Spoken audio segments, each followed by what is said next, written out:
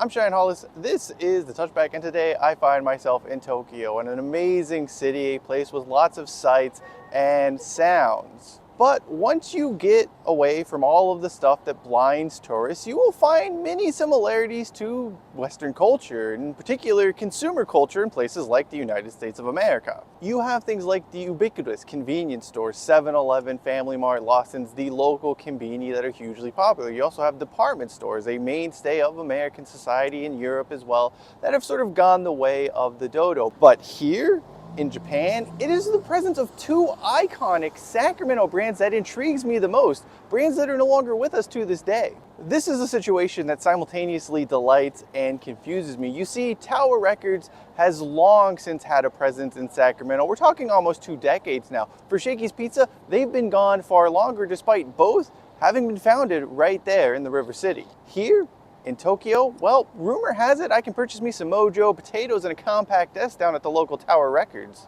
Stores that have long since vanished from the streets of Sacramento are alive and well here. So all that's left is to explore and see if we can find them for ourselves.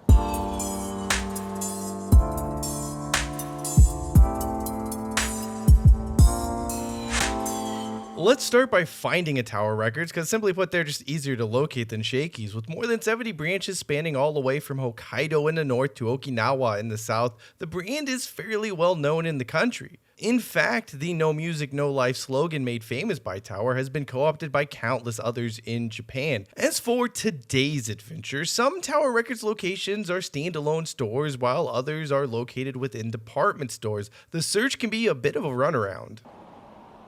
Not here. I mean, not here, but I'm gonna keep investigating this a little more. I think we got some potential here. Definitely not here, but I think I found the actual location. Alas, off in the distance, the mythical yellow and red signage is there for all to see, I think. It's just a matter of getting over there, I suppose. Well, looky here, what do we have? If it isn't a Tower Records in the wild, it's real. And to show you, well, let's just go on inside.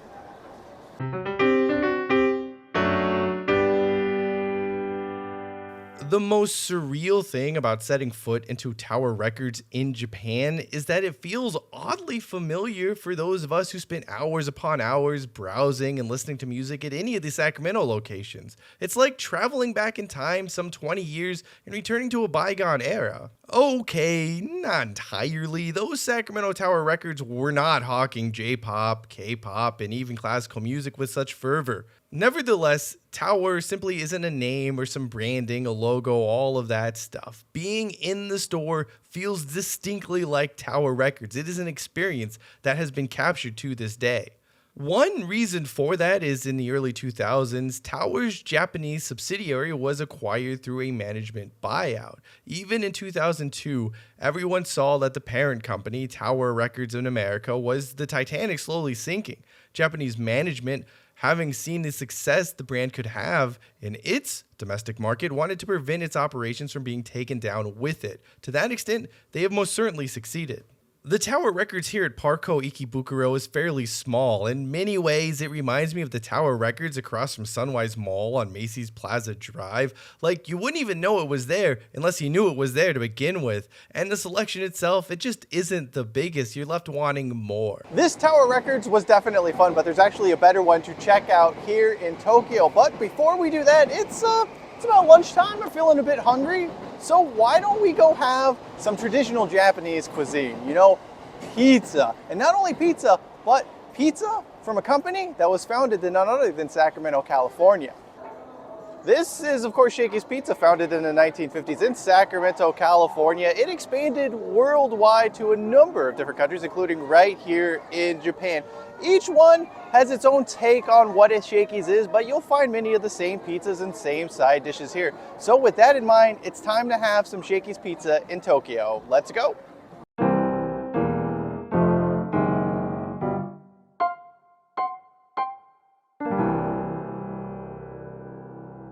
Well, the Shakey's here in Japan, it has a lot of the American traditional favorites, but some curiosities as well. I mean, fried chicken and corn pizza, you're not getting that stateside.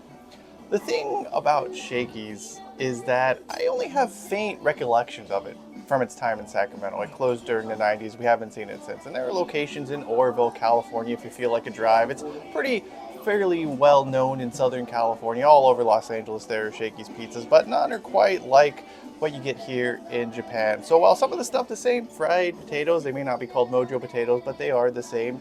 There are quite a few differences everywhere in the world you go that has a Shakey's, but honestly, the quality, the taste, still good.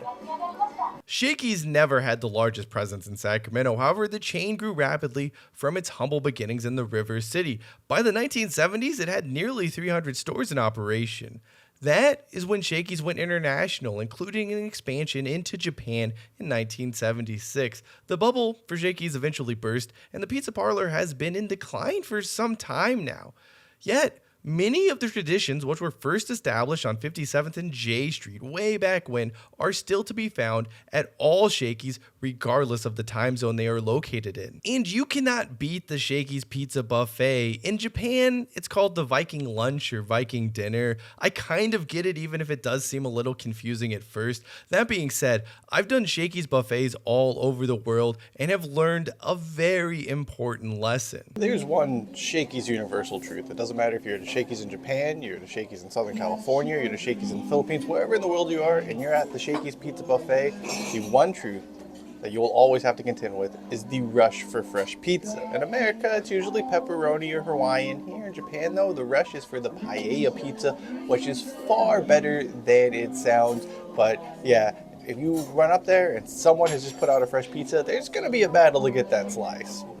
The original Shakey's in Sacramento closed in the mid-1990s, and I can't help but feel the city is missing out on a piece of its history. Besides, if that Straw Hat Pizza in Rancho Cordova can survive after all of these years, there is no reason we can't bring Shakey's back to its spiritual home. So we are down to the dessert pizza. It is dessert pizza time, and it's the moment of truth time. Is Shakey's in Japan good? The answer is absolutely yes. It's good in America, it's good in the Philippines, it's good in Japan.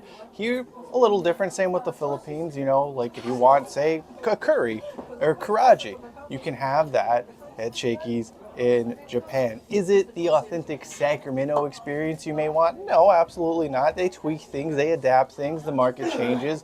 But yeah, there's still something about Shakey's here in Japan that does make you feel a little bit like Sacramento. Moving on, lunch is in the books, and it is time to find a bigger and better Tower Records. Growing up, I was a Watt and El Camino Tower Records guy. Of all the locations, that one was the best. It was big, it had just about everything imaginable, and let's be honest, the Lane Park Drive in Broadway Tower, the OG, the very first one, it was just so utterly pretentious. Look, I just want to buy my Cash Money Millionaires or Ministry of Sound compilation CDs in peace. And if you don't want people buying these CDs, don't sell them in your freaking stores instead of just standing around judging them. Ugh, speaking of annoyances, welcome to the Shibuya Scramble Crossing, the absolute stupidest tourist attraction in perhaps all of the world. A place where people literally come to just cross the street. However, it is necessary to navigate this nonsense to get to the most impressive Tower Records in all the land. Oh look, the real-life Mario Kart that's kind of a menace to Tokyo streets is still a thing apparently. Anyway, as for Tower, it's here and it's magnificent. This is the Mecca, the flagship, the multi-story Shibuya Tower Records, where the brand lives on today. Inside, you have compact discs, DVDs, vinyl, cassette tapes probably. I bet if I looked hard enough, I could even find a laser disc. But this is everything that Sacramentans and those around America loved about Tower Records. A little bit of everything all in one place. Music, movies, really it has it all. But to better understand that, let's go inside.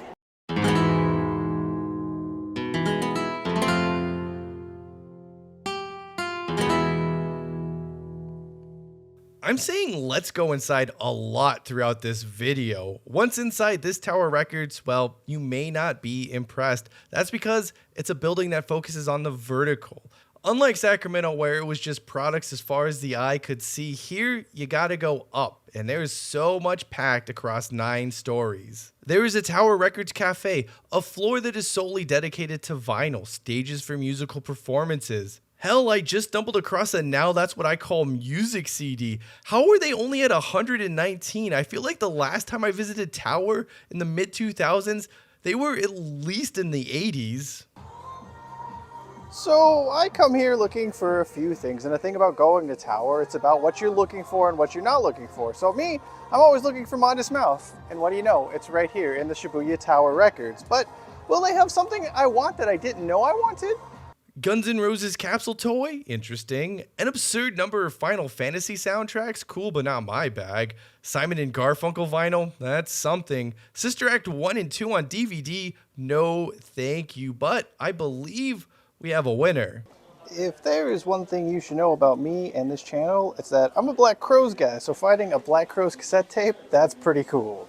And what do you know, they even sell cassette players here at the Tower Records in Shibuya.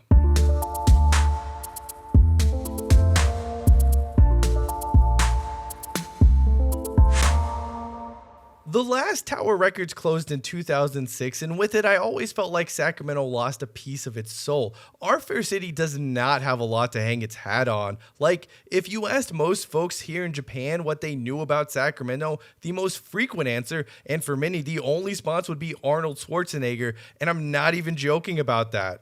Oddly enough, Arnold was in the state capitol more recently than Tower was slinging CDs along Watt or Broadway or even that one on Florin Road that no one ever went to. Tower Records and Video is now open on Florin Road across from the Florin Mall. The fall of Tower Records has been documented, lamented, and post-mortemed almost to a second death at this point. Colin Hanks' documentary, available at Tower Records here in Japan, goes over a lot of interesting stories and does a fair job of telling the tale that is Tower Records. But like most things from small towns that eventually make it big, where it came from often becomes nothing more than a footnote or trivia question. And fair enough, if you were buying a CD from Tower in Tokyo or eating a Shakey's pizza in Manila, why do you care about where the company was founded?